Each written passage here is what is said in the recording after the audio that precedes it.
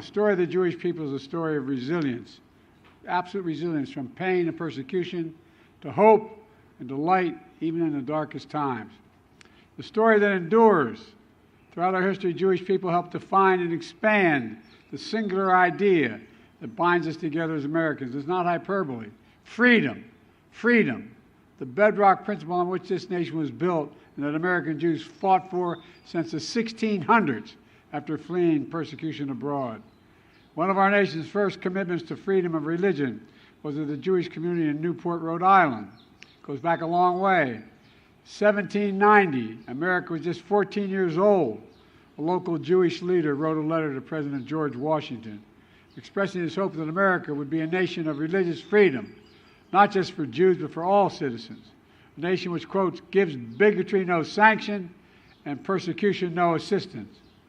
It helped lay the groundwork for religious freedom in the First Amendment in our Constitution. And ever since, Jews have been in the forefront of helping realize the promise of America for all Americans. Jewish artists, poets, helped define the American vision of liberty for millions of people who come to our shores. And look, Jewish suffragettes and advocates have fought for women's rights, voting rights, every right we have. My whole career, every fight to increase civil rights and civil liberties has been led by Jewish community, where I come from. The Jewish faith leaders and citizens marched, petitioned, boarded bus demanded civil rights for all.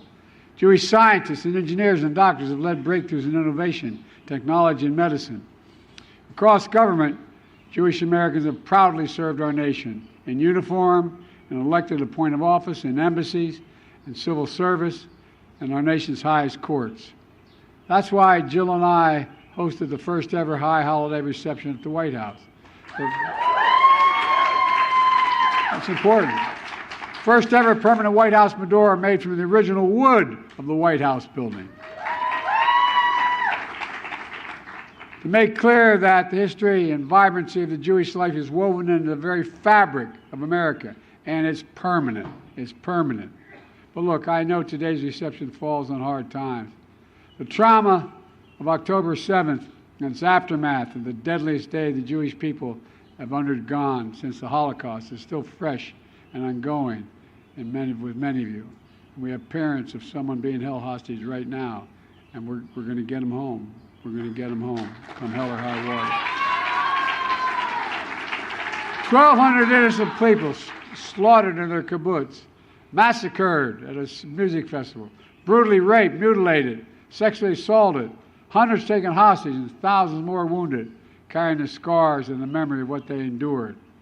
You all know someone, directly or indirectly, family, friends, who were stolen from you or in harm's way now.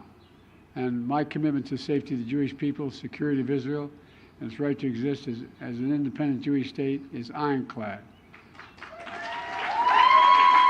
No, it really is.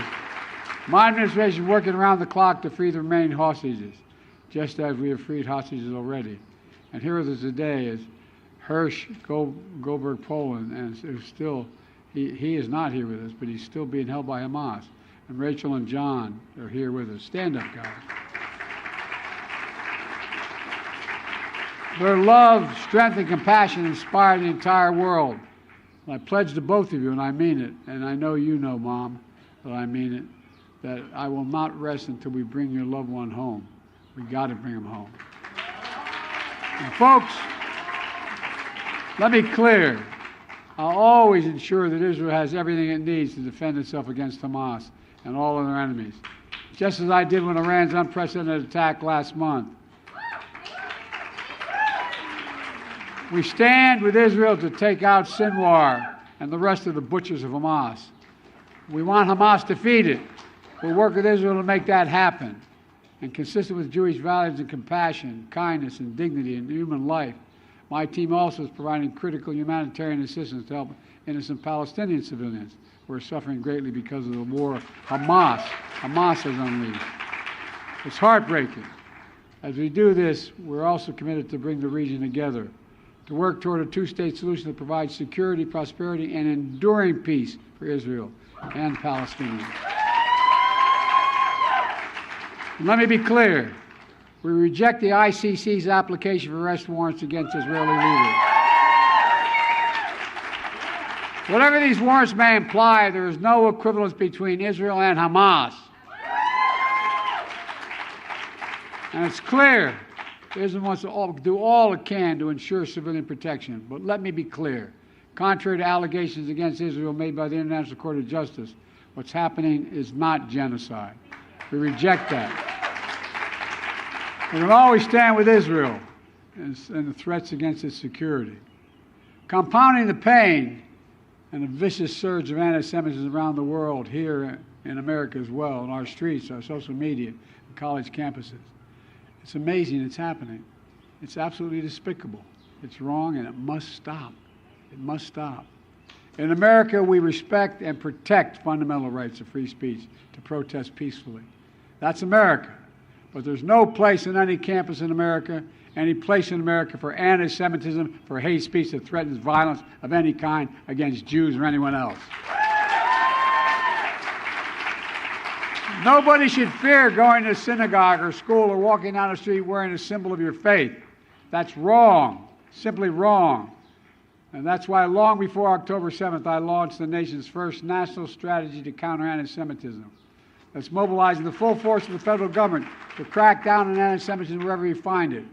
We recently secured an additional $400 million, the largest increase ever in physical security for nonprofits, including synagogues, Jewish community centers, Jewish schools, Jewish nonprofits.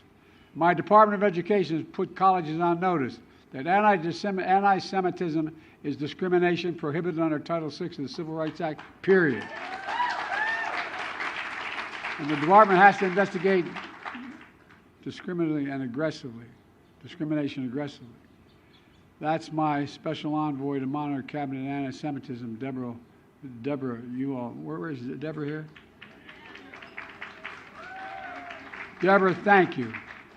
Lipstadt, for furthering our efforts to all around the world. It matters. This matters.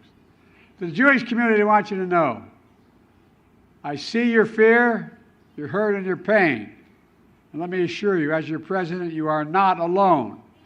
You belong. You always will belong. Let me close with this.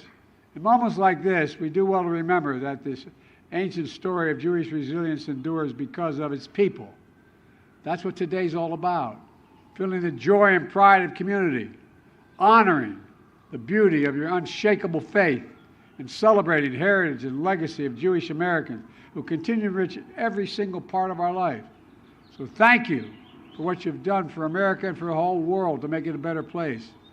May the Jewish people shine their light and shine the light on the world for generations to come, because we need you badly.